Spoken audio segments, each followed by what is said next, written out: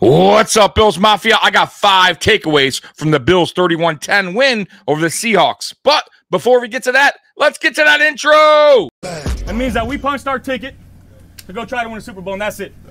We got one game at a time, starting at 1 o'clock on Sunday. Love y'all, boys. Love you. Love you. I go to war with every single one of you, every game, all right? Love you, 1-7. Here we go.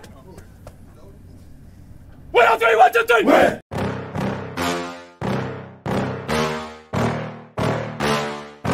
Yeah. Please tell me that I can't, that I won't, that I fail, that I'll never make it out, yeah. Please tell me all the bad, never good, fill my head full of every single doubt, yeah. Please say any negative thoughts, I pop off when I hear people say I cannot. I get off to the thought of proving everyone wrong, I won't stop to the top, so you better back off and get lost. I'ma stay loud, stay proud, never running out, never heading south. I'll be spreading out, call it word of mouth, can't put me down, I'll be getting loud. You can have me douse, not what I'm about, have your fucking cloud. It be raining now, I keep making sound, go another round, bitch I'm legend bound, can't stop me now. You don't wanna fuck with me, a slow burn like a disease. Just tell me that I can and I'll show you things that you couldn't believe. Just tell me that I can. Just tell me that I can. Just tell me that I can. Just tell me that I can. It's showtime. Welcome to the Mafia Sports Report. Please like, subscribe, hit that notification bell because I always forget to tell you. Win on 3. 1, 2, 3, win! And that's what the Bills have been doing over the past 3 games. That's 3 in a row for the Buffalo Bills, while the rest of the AFC East is crumbling down. I mean, wow. The rest of the AFC East is bad, and I absolutely love it, man. And I listen, y'all gotta be loving it too, because to start this season out and the whole off season, what do we hear, Bills Mafia? That the Jets, that the Dolphins, we're gonna run this division, and that the Bills were gonna wind up finishing 3rd in the AFC East. I mean, come on. I kept telling y'all. Look, man, the Jets, the Dolphins, they're only chasing one team. That's the Buffalo Bills. The Buffalo Bills are chasing the Kansas City Chiefs, and that's a Super Bowl winning team. We have a mindset on a Super Bowl. They got their mindset on trying to win the damn East, trying to get to a damn playoffs. We're already past that point. We're already proven that we can win the AFC East. And by the way, we've won it 4 straight seasons, and it's going on 5. I'm pretty confident by saying that. Now, of course, it's not over, and I always tell you guys this. Look, it's a marathon, right? The NFL season is a marathon, the regular season, that is. And it ain't over yet, right? And we haven't clinched it yet. But looking at the rest of the East, whew, they got a lot of trouble. They got a lot of trouble going on with their teams. The Jets have lost 5 in a row. Could potentially be on a 6-game losing streak if they lose to the Texans on Thursday, which I believe they will. They're playing in Houston. Houston's not a bad team. I know you guys asked me, you know, who do I want to win? Who do we cheer for there? Honestly, guys, I get Houston's up there with us. They got the tiebreaker over us right now. But I think Houston will lose some games later, on this season. I'd rather them go ahead and beat the Jets. And let's just take a more commanding lead in the AFC East. And then we play the Dolphins Sunday. We get that win, which I'm pretty sure we will. Man, guys, we are in full control. We're already in full control right now, but I'm just telling you guys, the faster we can get this division wrapped up, the better it is for us. So, yeah, I want the Jets to lose. I want the Dolphins to lose, obviously. And the Patriots are just looking for a good draft pick at this point. So I'm not concerned about the Patriots. But, guys, let's jump into this. I got 5 takeaways from the Bills' 31-10 win over the Seahawks. Let's get to it. Once again, shout out to Bills Wire for creating this article. All right, here we go. All right, let's get rid of that real quick. All right, here we go. All right, James Cook has a day. Running back James Cook had a field day out in Seattle. Cook's efforts led to 2 touchdowns for him and 111 yards on the ground. His outing kept the Seahawks defense honest, and they could not handle the Bills' two-dimensional offense. Under the surface, it's important to note he did not fumble the ball either. In such a poor weather day, there was always that possibility. And that is true because Josh Allen lost the ball, I believe, twice. So, yes, it was a possibility, especially in those conditions. But James Cook ran the ball great. Listen, I'm not going to lie on that. You all know how I feel about James Cook. I think he's a really good running back. I do. And I know a lot of you guys don't agree with my opinion on James Cook, where I said he's not dynamic. He's not a top 5 running back, in my opinion. I'm going to stick with that. But I'm not discrediting him, what he does on the field. He's a really good running back. He is. But I also like Ray Davis as well. And I really do hope that they somehow can incorporate both of them during the course of these games coming up. But I will say this as well.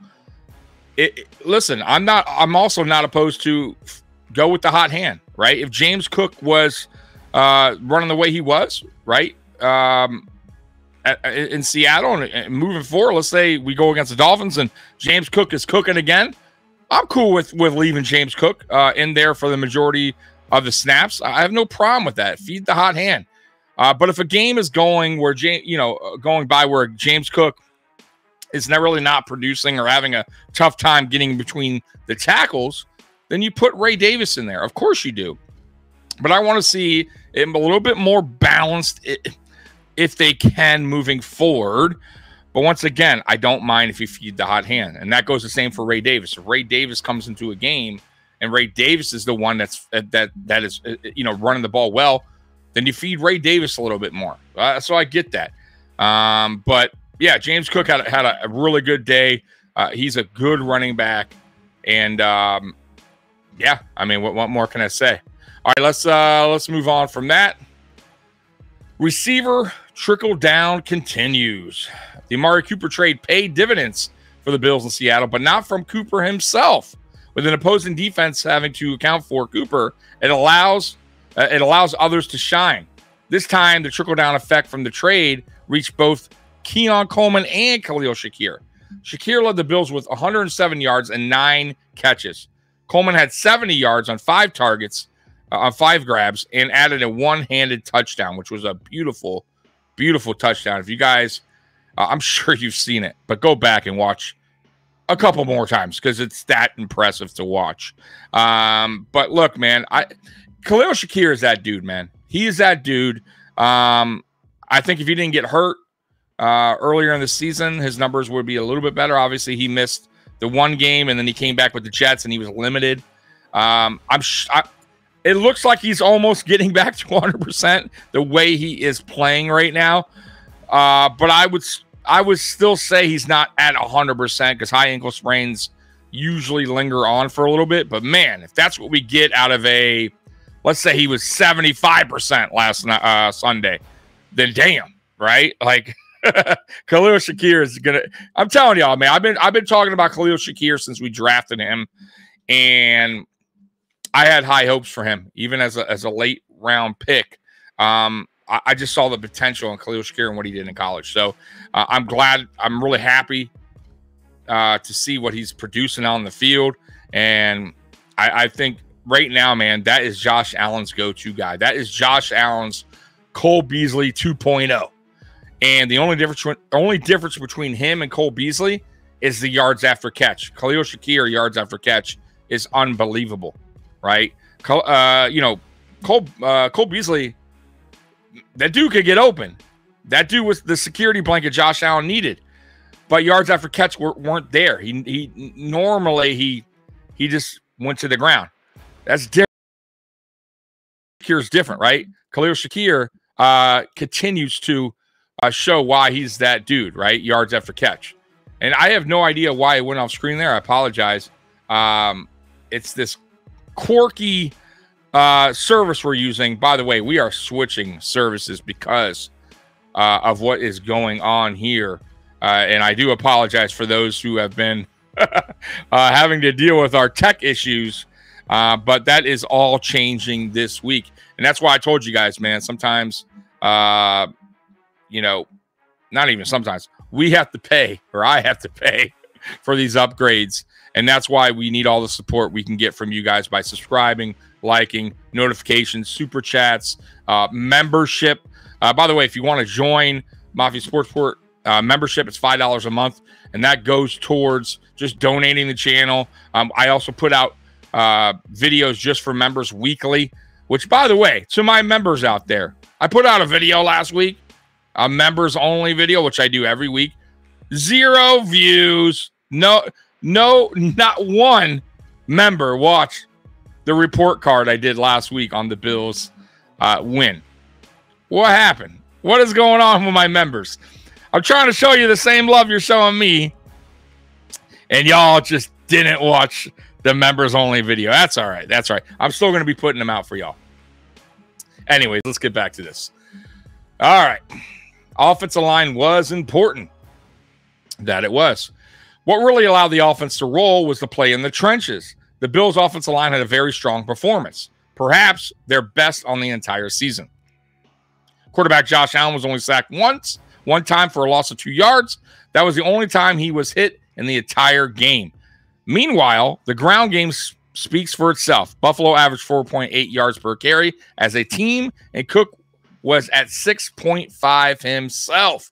So yes, credit the O-line for protecting Josh Allen. That's a most important thing.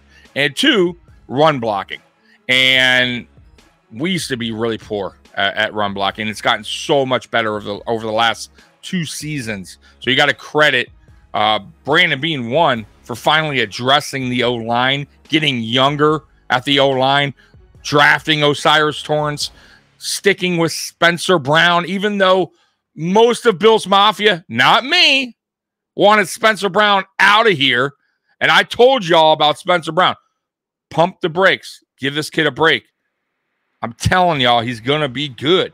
He just needs time to work with Cromer. He needs time to develop a little bit more and to get back from all his from his back injury, really, that he had surgery on.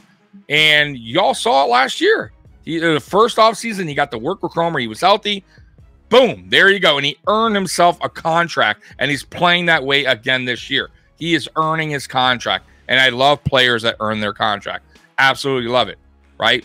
Deion Dawkins, he is who he is. He's a man. He's the man. Look, Osiris Torrance, I think he's only going to get better, guys. Only going to get better, and love the dude. I think Connor McGovern, I was a little bit worried about him going to center this season, taking over the Mitch Moore spot. He's done a really good job. I got to give credit where credit is due. And Edwards, I think he's our weakest link, but he's still playing pretty good football. So I'm not going to totally hate on him, but I do think he needs to get better. And if he doesn't, I think the Bills do need to possibly draft a left guard and bring him in here for Edwards. But we'll see. We'll see. I'm not saying that right now.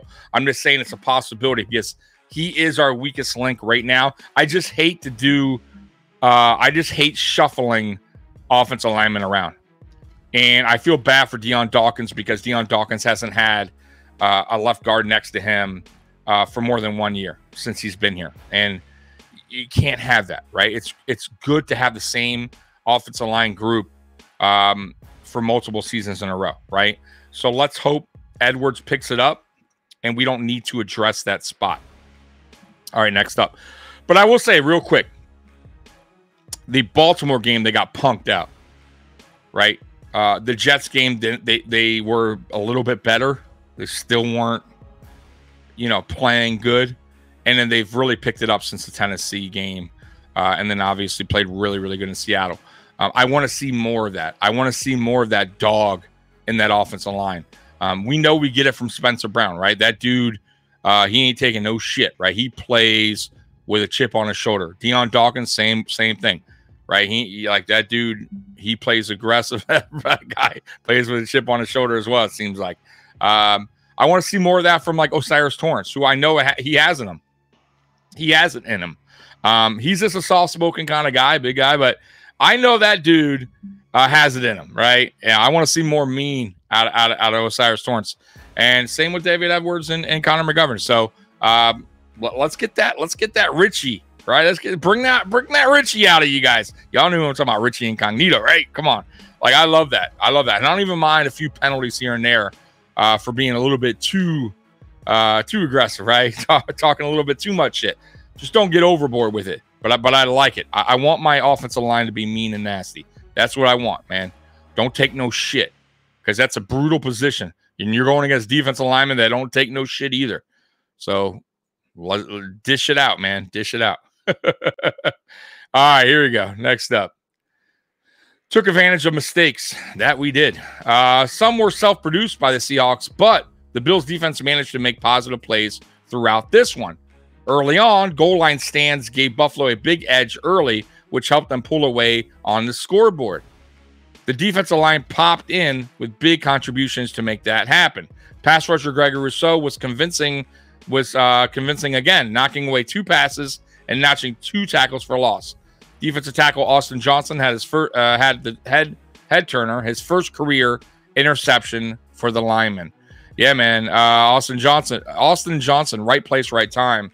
On that interception. But yeah, a lot of mistakes there by the Seahawks in the red zone, in the goal line. I mean, you know what I mean? Not just the red zone, at the goal line. Terrible snap by the center to Geno Smith. Flew way over his head. Can't have that happen if you're the Seahawks. And that was, they would have went up, I believe, at that point 10-7. That's just, man, you're talking about killing any kind of momentum, just that's just, you can't have that happen.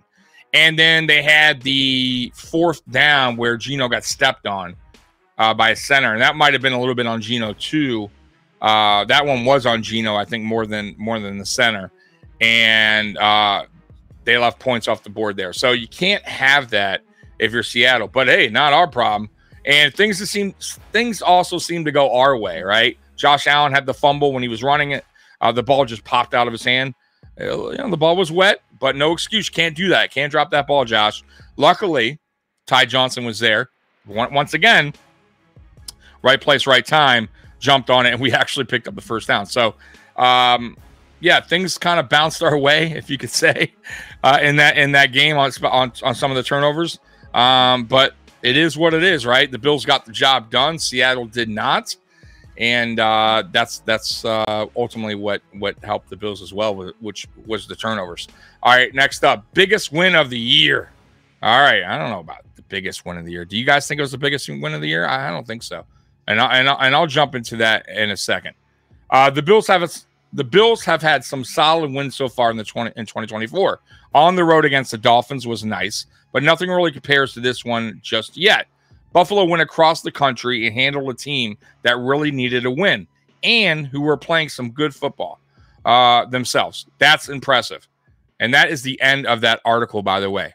So, look, was it an impressive win? Sure. On the road, Seattle, tough place to play. And the Seahawks were playing some good football. But I still felt like going into that game, we were the better team and we would get the win. Matter of fact, I predicted the Bills to win 37-17. And I was kind of close. 31-10, 37-17. Either way, I had a blowout. And that's exactly what the Bills wound up doing. So that game was a game the Bills should have won, and they did win.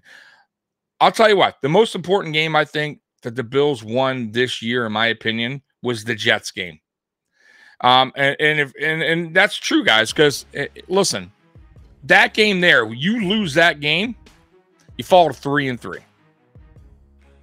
Right? 3-3. And what does that do? That puts the Jets in first, because they would have the first place tiebreaker at that point. And that also gets the Jets out of that losing streak. And who knows where the Jets go from there, right? But it didn't happen that way. The Bills squeaked out a win, missing pieces on the team, going into New Jersey with a battered team. Khalil Shakir played, but he was a shell of himself because he was dealing with the ankle injury. And we got the job done. Close game, but we got the job done. But I'm telling you guys, instead of going 3-3, we went 4-2, and the Jets continued on that losing streak. and they still continue on that losing streak. So I think that was the most important game to date for the Buffalo Bills, because who knows what happens if we lose that game. I'm just throwing it out there, right? You could have got, the Jets could have got their confidence back. They could have been playing better football. That would have really hurt us, right? Who knows what happens to us moving forward after a loss like that. So I think that game was the most important game so far for the Buffalo Bills, because it really got us a nice, comfortable, I think it was a 2-game lead at that point in the division. And it also, like I said, sent the Jets spiraling down, right? And they continue to. They just can't find a way to get a win. And I think the Buffalo Bills, that game really helped that happen. And it also, I think it helped us out as well, as far as just getting our mojo back, right?